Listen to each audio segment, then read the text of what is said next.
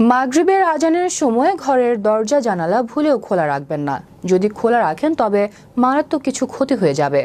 কি কি ক্ষতি হতে পারে বিস্তারিত থাকছে ডেস্ক রিপোর্টে।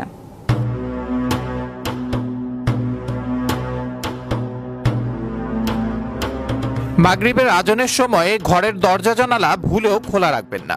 যদি খোলা রাখেন তবে মারাত্মক কিছু ক্ষতি হয়ে যাবে।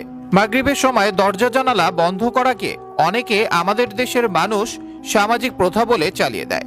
আসলে এটি কোনো সামাজিক প্রথা নয়, এটি মহানবী সাল্লাল্লাহু আলাইহি ওয়াসাল্লাম নানান ধরনের হাদিসের মধ্যে বলে গেছেন।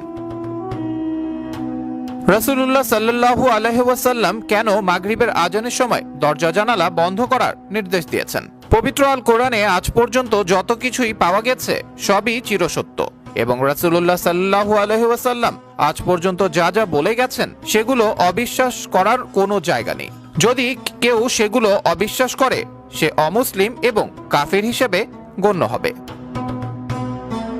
রাসূলুল্লাহ সাল্লাল্লাহু আলাইহি ওয়াসাল্লামের বলে যাওয়া বিভিন্ন হাদিসের মধ্যে এটা উঠে এসেছে যে মাগরিবের আজানের সময় যখন মসজিদের মাইকে মুয়াজ্জিনের মুখে আজানের ধ্বনি উচ্চারিত হয় তখন সেই শব্দ শয়তানদেরকে খুবই বিচলিত করে ফেলে।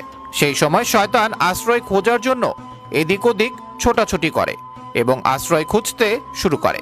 তখন যদি কোনো মুসলিমের ঘরের দরজা খোলা থাকে তবে তারা তৎক্ষণাৎ সেখানে প্রবেশ করে। এখানে এক সাহাবী মহানবী সাল্লাল্লাহু আলাইহি সাল্লামকে প্রশ্ন করেছিলেন, হে প্রিয় রাসূল, তারা তো অদৃশ্য, সব জায়গায় ঢুকতে পারে, তবে আমরা দরজা আটকালে কি তারা ঢুকতে পারবে না?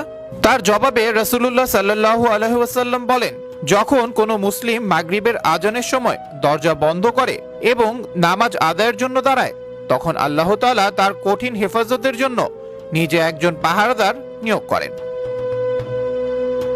এছাড়াও রাসূলুল্লাহ সাল্লাল্লাহু আলাইহি সাল্লাম মাগরিবের আজান দেওয়ার আগেই ছোট বাচ্চাদেরকে নিজ ঘরে ফেরত যেতে বলেছেন, কেননা মাগরিবের আজানের পরে দিনের আলো ফুরিয়ে রাতের অন্ধকার শুরু হয় এবং রাতের অন্ধকারে জিনের চলাচল বেড়ে যায়। এক্ষেত্রে সেই সকল শিশুরা অসুরক্ষিত হয়ে থাকে, কেননা জিন্নেদের মধ্যে দুই প্রকার জিন থাকে, ভালো জিন এবং দুষ্ট জিন। যারা মূলত দুষ্ট জিন হয়ে থাকে তারা সবসময় কোনো না কোনো ভাবে মানব জাতির ক্ষতি করার জন্য উঠে পড়ে লাগে।